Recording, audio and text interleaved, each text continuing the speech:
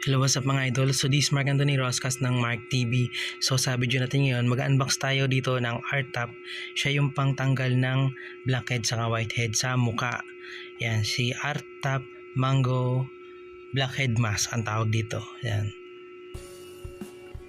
Mura lang bili sa kanya ni Mrs. Nabili niya lang to ng 289. So dalawa kami gumagamit. Meron pa din yung isang moisturizer pero yung pantanggal mo ng blackhead gagamitin namin.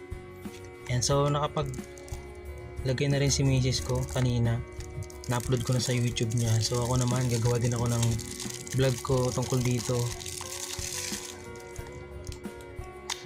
Yun o, mahirap. So yan, ito na yung bote niya. Para lang siyang i-resolution. Yan, medyo mahirap buksan. Yan, ligpitin muna natin yung mga kalat niya. So itong sa kaliwa, siya yung papel, yan o, ditiklop. Ditiklop siya. Yan, yun o, dibunot lang pala to eh. Tapos ito naman yung Q-Tex, ay hindi, yung ano, R-Top. Okay, try na natin. Yan, so try natin maglagay ng Q-Tex sa mukha.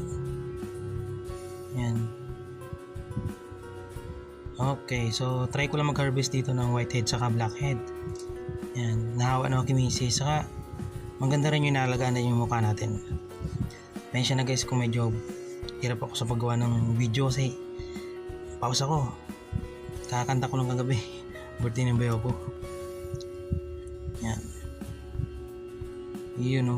Medyo bibidyoan ko na lang yung mga detalye ng paglalagay ko para gayahin nyo na lang din. Pwede shortcut to na lang. Cut ko na lang. So ayan, after natin maglagay sa ilong, so lalagyan ko na yung ilong ko ng papel.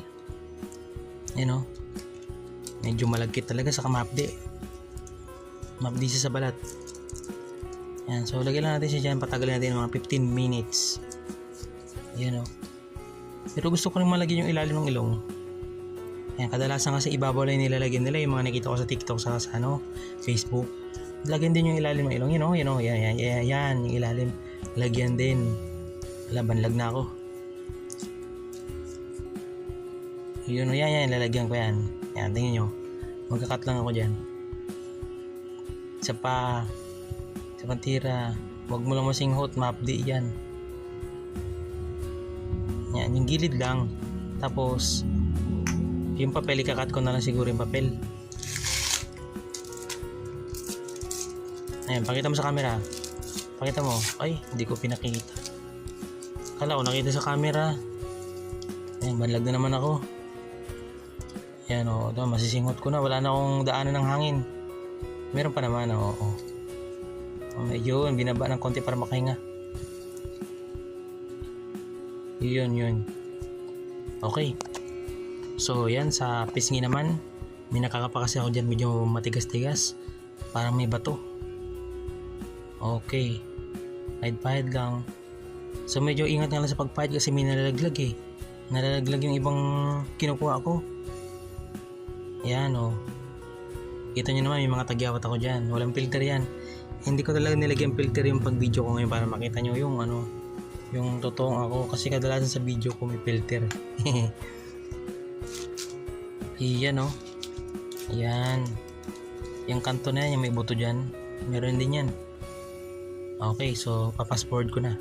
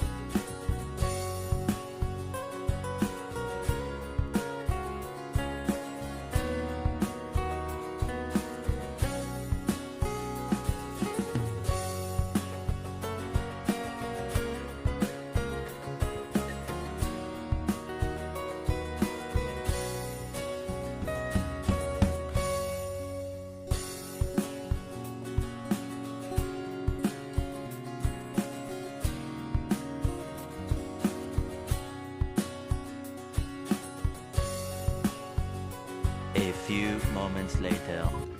So yan na, mukhang oras na para tanggalin. Sumobra ako ng 15 minutes.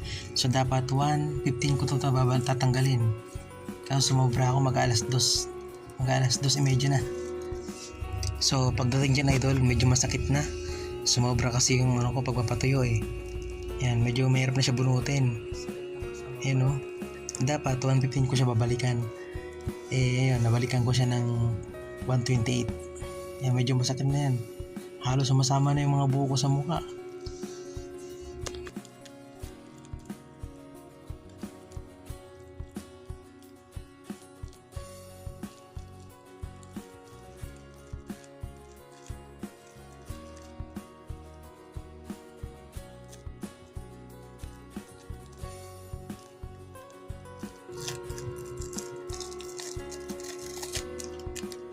Check natin.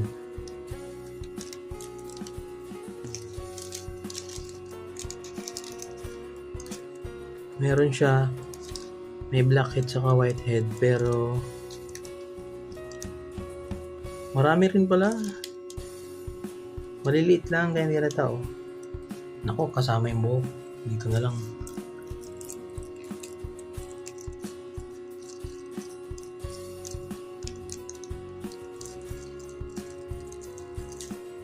Lagi ako may nakakapa dito na matigas eh, kasi sigurado meron din to eh.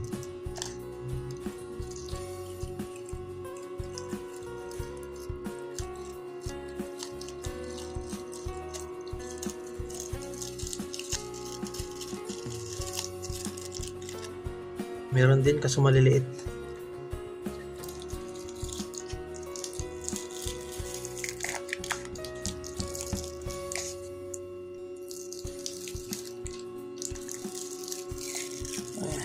Hindi masyadong masakit dito, masarap eh.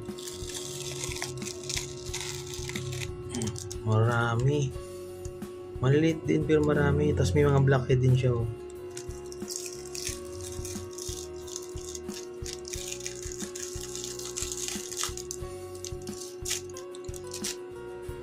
Meron din maliliit na lang din. Hindi lang halata.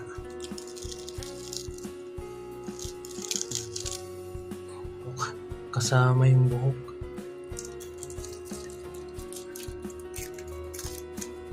Ang daming buhok na sumama.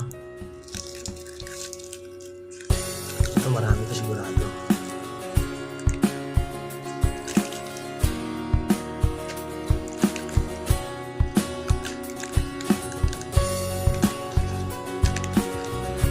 Masakit na masakit.